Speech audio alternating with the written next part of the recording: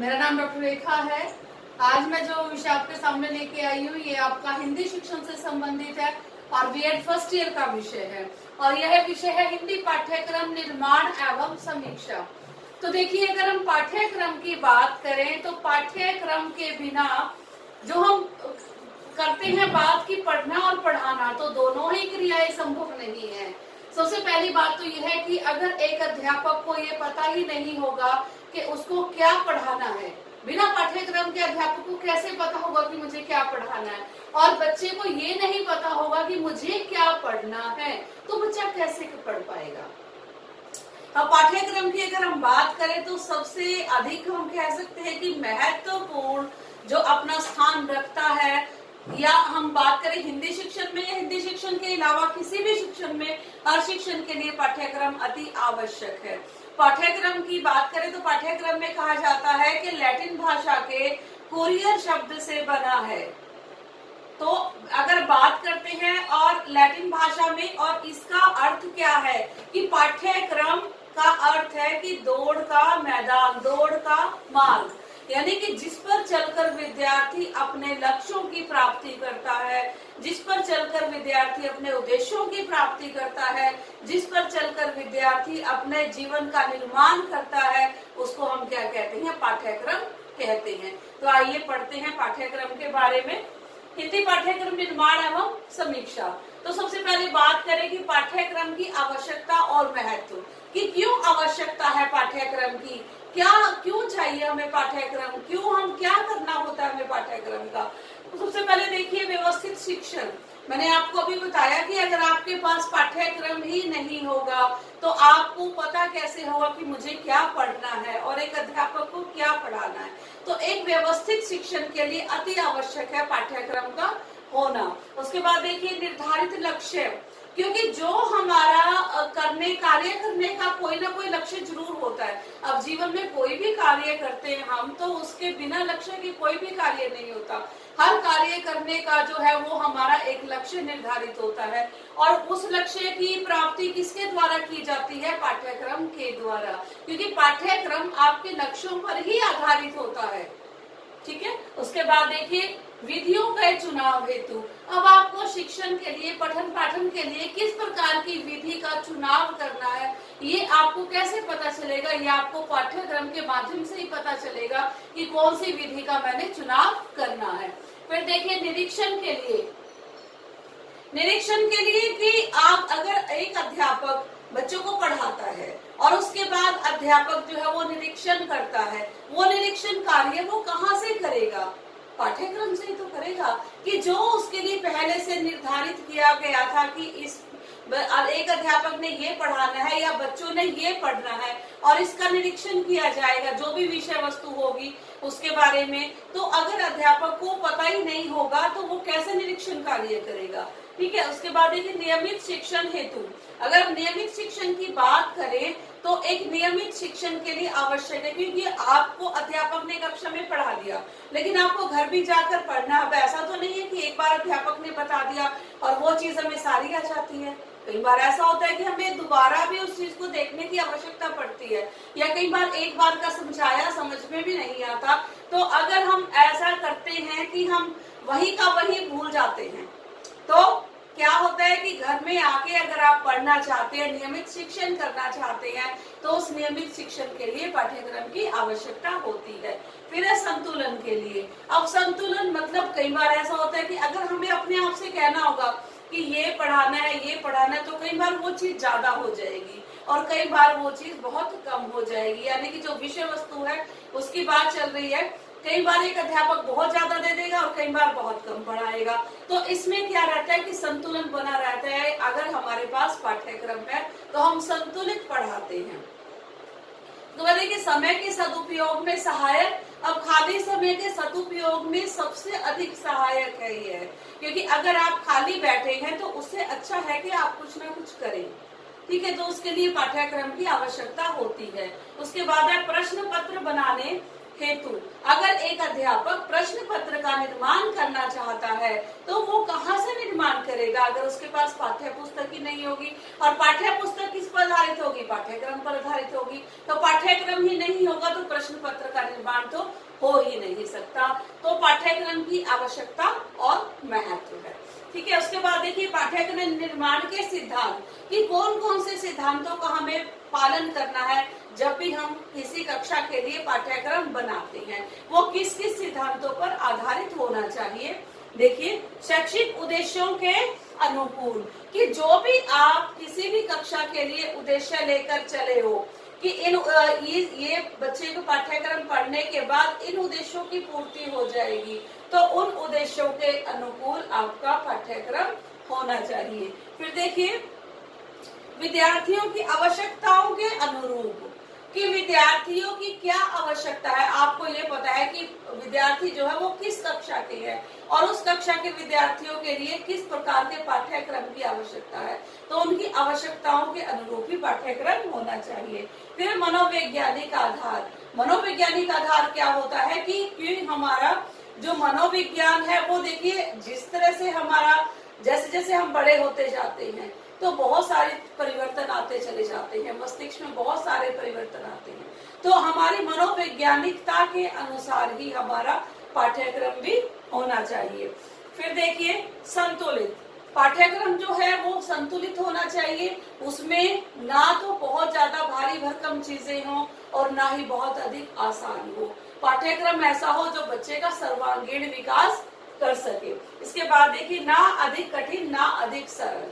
अभी हमने बात की कि बहुत ज्यादा मुश्किल भी नहीं होना चाहिए कि जो बच्चों के लिए करना बहुत मुश्किल हो जाए और बहुत अधिक आसान भी पाठ्यक्रम नहीं होना चाहिए। फिर देखिए, क्रियाशीलता का सिद्धांत। अब क्रियाशीलता का सिद्धांत ये है कि बच्चे क्रियाशील बने, हर बात को, हर चीज को, जो भी वो काम करना चाहते हैं उसको वो अलग तरह से सोचे या औरों से अलग हटके सोचे।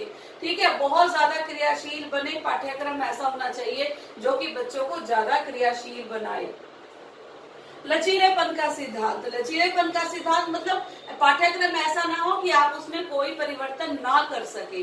पाठ्यक्रम ऐसा होना चाहिए कि जिसमें समय के अनुसार आप उसमें परिवर्तन कर सके। फिर देखिए, समवाय के सिद्धांत। समवाय का सिद्धांत क्या है कि सबको मिलाकर चलना। ठीक है, अब सभी विषयों को लेकर हमें एक पाठ्यक्रम ऐसा बनाना पड़ता है जो कि बच्चे का सर्वांगीण विकास करता है, उसका शारीरिक विकास भी, उसका बौद्धिक विकास, उसका मानसिक विकास, उसका आध्यात्मिक विकास। तो ये होता है समवाय का सिद्धांत, यानी कि सबको मिलाकर चलना ताकि बच्चे का सर्वांगीण विकास संभव हो सके। फिर देखिए, लचीलेपन का मैंने आपको बताया था कि लचीला होना चाहिए पाठ्यक्रम को। उसमें क्या है कि ऐसा ना हो कि आप समय के अनुसार उसको बदल ना सके। फिर देखिए, इकाइयों में विभाजित।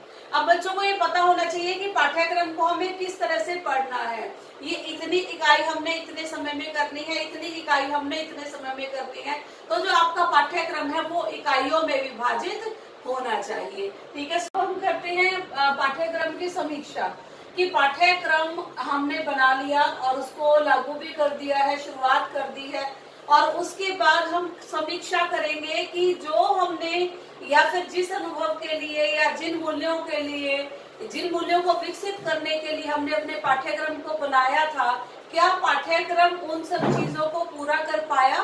तो उस पाठ्यक्रम की हम समीक्षा करेंगे। तो किस किस आधार पर हम पाठ्यक्रम की समीक्षा कर सकते हैं, आइए देखते हैं। सामाजिक जीवन से संबंधित पहली समीक्षा हम ये करेंगे अपने पाठ्यक्रम की, क्या हमारा पाठ्यक्रम सामाजिक जीवन से संबंधित है, क्योंकि हमारा उद्देश्य है कि बच्चे को एक सामाजिक प्राणी बनाना है, एक अच्छा इंसान बनाना है। तो अगर हमारा पाठ्यक्रम सामाजिक जीवन से संबंधित होगा तभी हम उसको एक अच्छा प्राणी बना सकेंगे।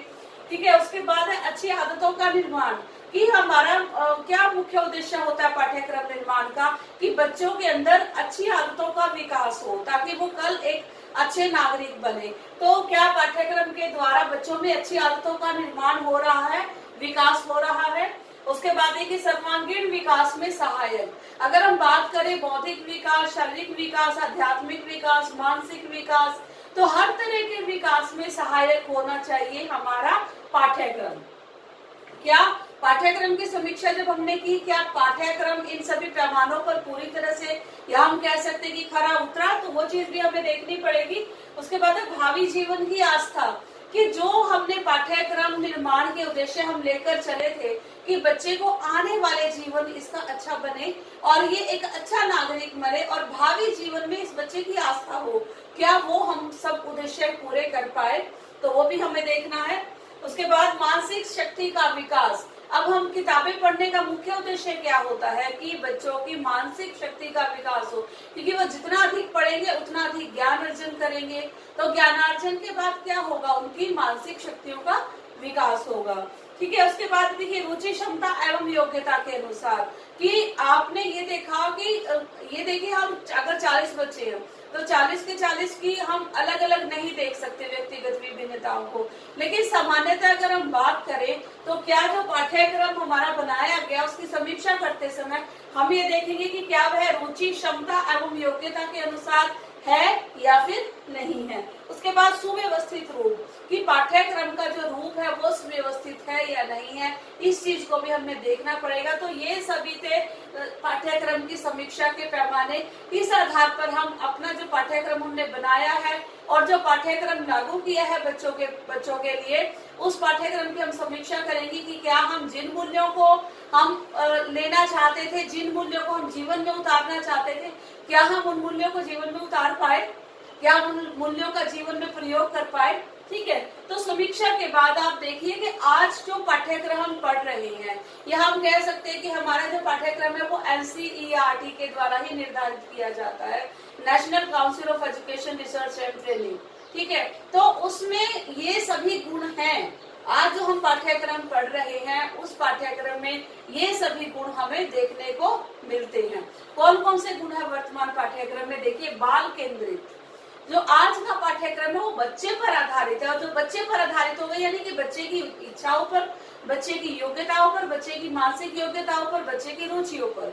तो इस प्रकार का जो पाठ्यक्रम होगा उसे हम क्या कह देते हैं? बाल केंद्रित पाठ्यक्रम, यानी कि बच्चे पर आधारित पाठ्यक्रम, जिसे हम चाइल्ड सेंटर्ड करिकुलम भी कहते हैं। उसके बाद देखिए उपयोगी। तो सबसे पहले हमें देखना है कि आज का हमारा जो पाठ्यक्रम है वो उपयोगी है, क्योंकि आज पाठ्यक्रम पढ़ने के बाद ही बच्चा एक अच्छे सामाजिक जीवन के लिए तैयार हो जाता है। तो हमारा पाठ्यक्रम क्या है? वो उपयोगी पाठ्यक्रम है।